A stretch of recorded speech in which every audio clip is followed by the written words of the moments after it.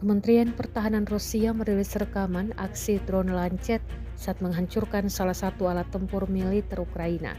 Kali ini, serangan Lancet diklaim mampu mengubah stasiun peperangan elektronik musuh menjadi tumpukan logam.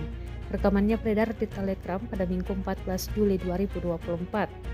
Dalam keterangan unggahan disebutkan selama pengintaian udara di tepi kanan Sungai Dnieper, peperangan elektronik militer Ukraina ditemukan.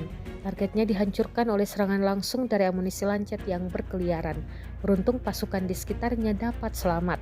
Rekamannya pun kini telah menuai berbagai komentar dari warganet.